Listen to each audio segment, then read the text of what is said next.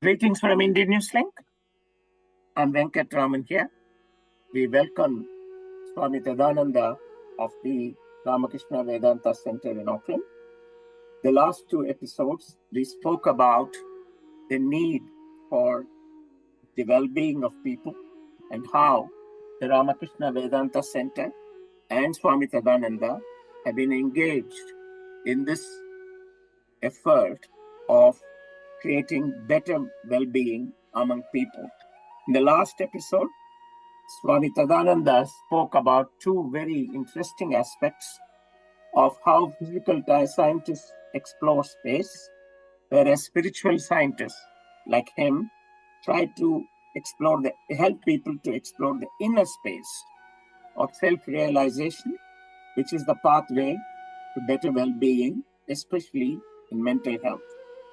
Towards this end, the Ramakrishna Vedanta Centre in Auckland is in the process of purchasing a vast piece of land in Rotorua to create an ideal environment for meditation and various other wellness activities. To learn a little more of this, we welcome Swami Tadananda once again to this podcast. Swamiji, welcome. Thank you, Venkat Bhai. Namaste. Namaste to our listeners. Yes, Swamiji, we were talking about how spiritual scientists are in the process of helping people to realize that true happiness lies in the inner soul, and how meditation and other pursuits help them to achieve their objective. And he also spoke a little bit about the Vedanta Center or the Meditation Center or the Wellness Center that's being established in Rotorua. Would you kindly explain a little more about this exciting project, what it entails, who are the people involved, and what we can expect from this center? So just a little correction, Venkat Bhai. The place is not in Rotorua, but is in Waikato, in a place called Glen Murray. Oh, sorry, yeah. I beg your pardon. Yeah. Waikato. Yeah, in the Waikato Valley Road of Highway 22. It's about 80 minutes from where we are located right now in New Lynn in Auckland. Yes, we talked about this beautiful place that we're purchasing to be the platform from which this project will be launched. And since it is a project which requires quietness, silence, being in nature, we have intentionally bought this place which is away from the hustle, bustle, and the noise of the cities now, and even it will be there for many years in the future. So, with a lot of thought and searching, we have identified this place. And as mentioned, it's large space with a nice 50 acres of native forest around it. It's facing the north direction, sloping to that direction, so that we have this beautiful sun throughout the year, throughout the day. And it's in a very quiet setting. Actually, there's no artificial light of the city at night. You'll see there's no noise apart from the sounds of the birds. And the idea is that we disconnect from the outside world and its distractions and dive within ourselves and experience a little bit of that peace that we are seeking outside, but really is present within us. So when we go back to the world again, live in the midst of all the duties, responsibilities, we can still be able to enter in that space within us where the world cannot intrude, which cannot come and disturb us. That is the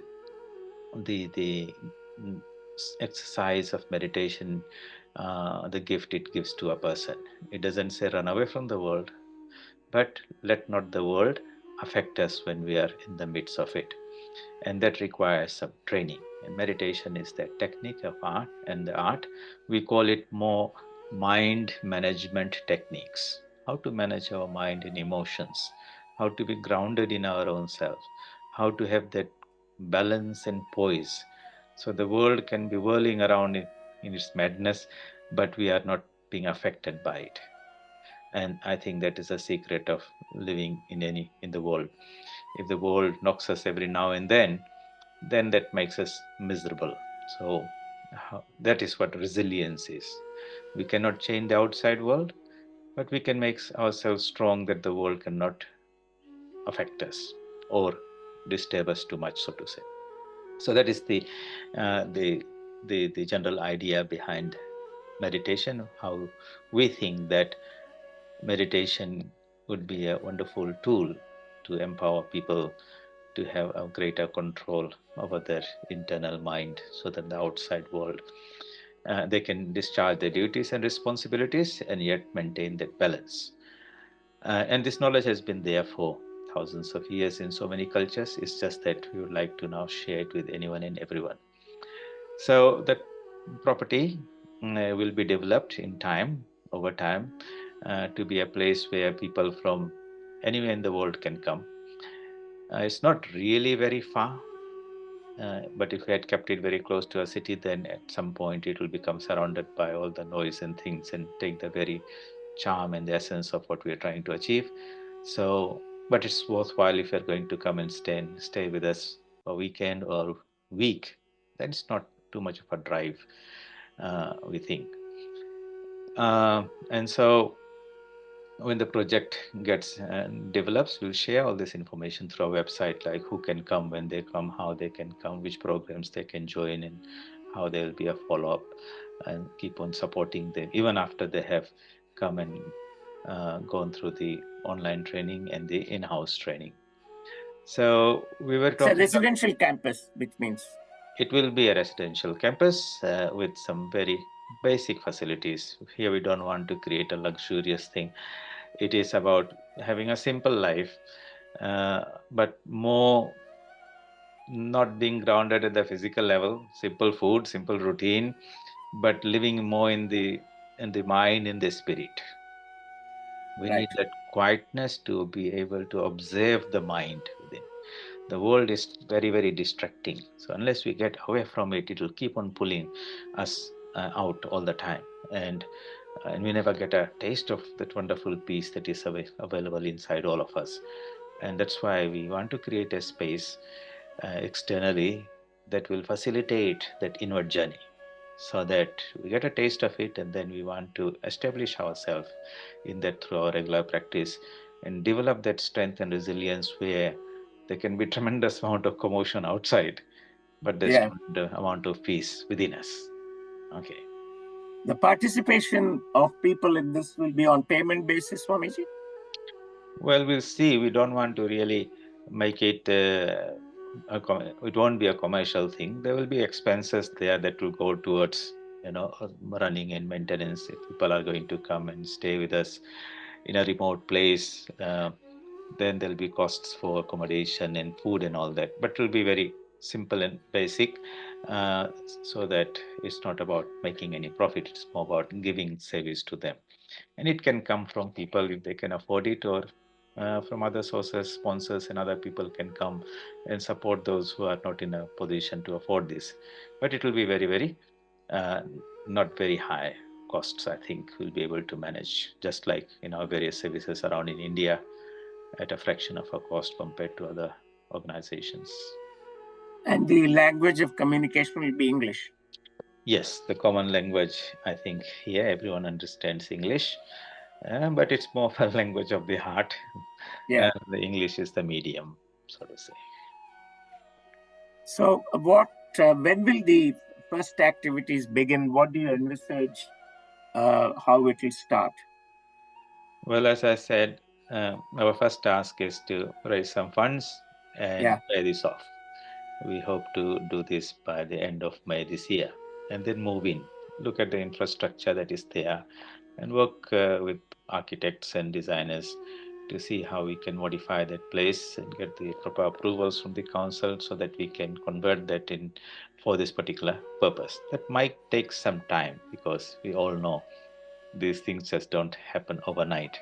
And Mm. so, if we can say that we are able to achieve that in the next 5 6 months after May, then towards the end of the year, we would be sort of ready to have the sort of first batches of people coming and staying, test the thing out.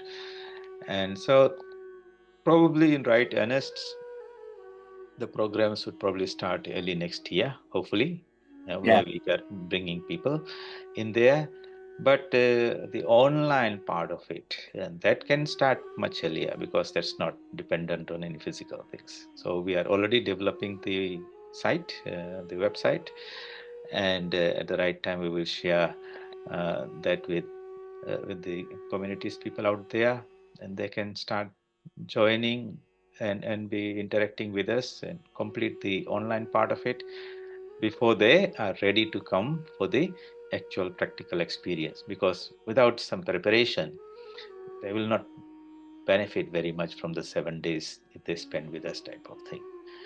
So at this point, I think it might be interesting to share with our listeners, so like, who will be the people we expect to come there?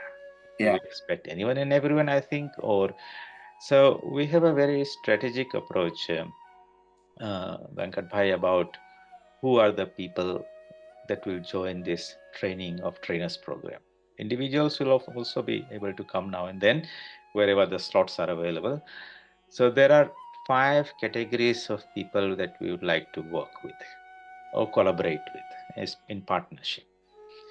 And I have a nice way of explaining of our original target. The main target beneficiaries are the young people, uh, because at that time, uh, of course, they need their help, and you can hear from the statistics that are out there. It's very, very shocking that New Zealand, being a wonderful, beautiful, peaceful country, not many natural disasters or man-made disasters like wars and all those things, and yet we have a very high rate of suicides among our young people. I think it's the highest in the what is that, OBCE countries. Yeah. Yeah, and so and we think we can work there. So if that is our target, um, people that we want to serve first, not help, but serve people, of course, we will not have direct contact with them. But there are 2 categories of people who are always with us. There are other parents at home or teachers at school. So our major focus should be working in partnership with these 2 categories. Imagine rivers coming from the mountain streams, waters joining together and then meandering its way around into the ocean, supported by 2 embankments that work in unison to guide that water to the ocean. Likewise, if we say humanity starts with little children going through adolescence, through teenage, and becoming youth before they go out into the society, in that journey, visualize that these parents at home and teachers at school are the 2 embankments that are working to provide that guidance in the journey. So, if we use that visual type of analogy, then Right. we say, okay, how we can empower the parents and the teachers with this knowledge so that they can support the children, guide them, train them, make them strong and resilient. And if they do a good job between home and school, you'll find in a couple of generations you'll have that sorted out, because they will practice it, because it has helped them in their studies and maintaining their life as they go. They will practice it in their workplace. As parents, when they become parents, they will teach their children. And so there's a lot of potential for this project to become a really powerful, effective solution, not only to one family, one community, but the whole country or even globally, if we can um, take it to that level.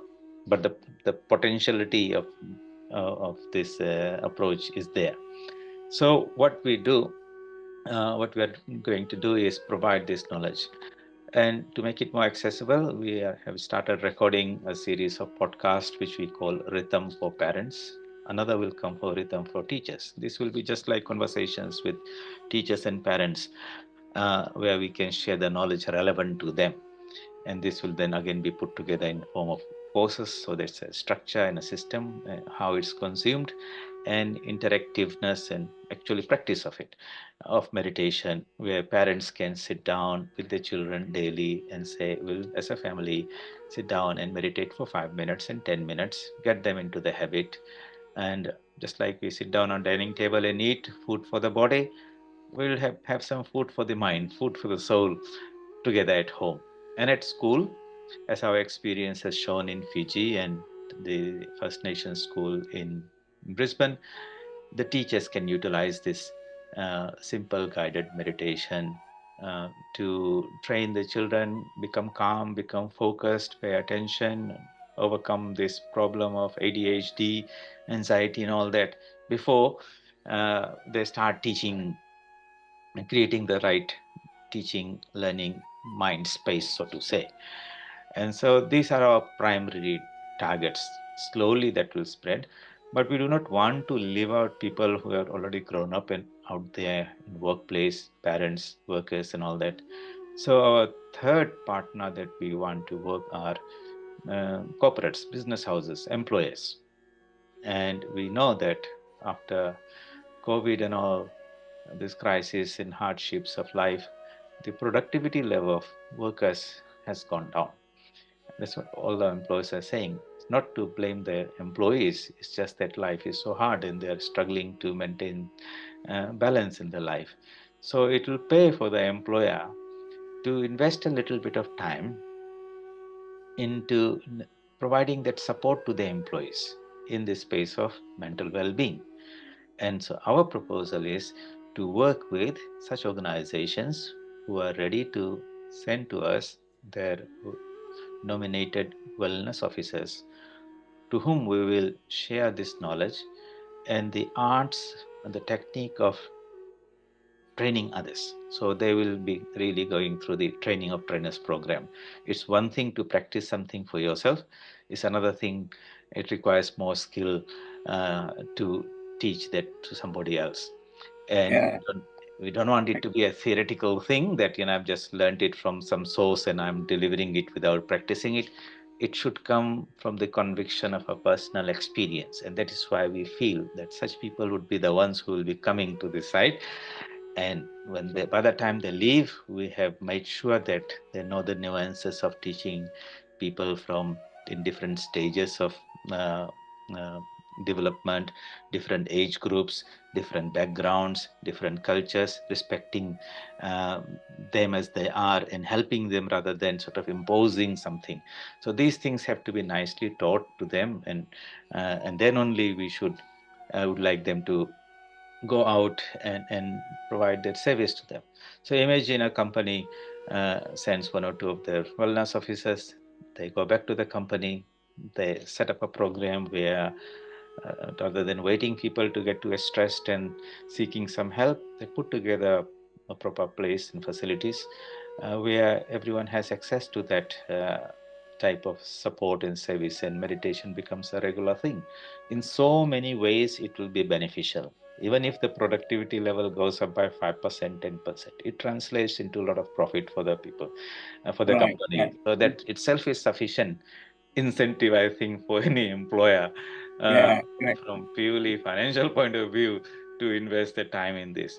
But imagine that if people, through meditation and concentration, sharpen their intelligence, so to say, we call it the spiritual intelligence or the buddhi, where they can bring out innovative solutions. Yeah. Yeah, that's right. Swamiji, we come to the end of the podcast time. Mhm. So we've covered a lot of ground today on the proposed wellness center and the ideas and how we can help people and support their well-being. And I'm hoping to have more from you in the next episode. So, with that, Swamiji, we conclude this podcast and we thank you immensely for spending so much time with us in explaining the activities of the Ramakrishna Vedanta Centre. And we look forward to the next podcast with you. Namaste, Swamiji.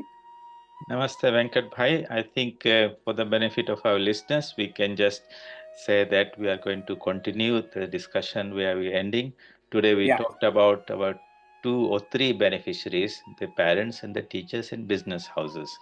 The other two we didn't get the time today to do. We'll take that in the next episode. And those are people working in the health sector. Yes, So, certainly. yeah, Yeah. and the last category that we want to work are people in the communities, the community leaders, the Kaumatvas.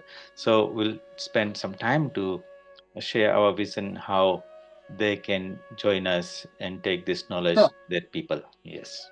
Yeah. Okay, Swamiji. Okay. Thank you very much. Thank you. Thank you very much. And we look forward to the next podcast with you. Sure. Welcome. Many thanks, Swamiji. Thank you. Thank you. Bye.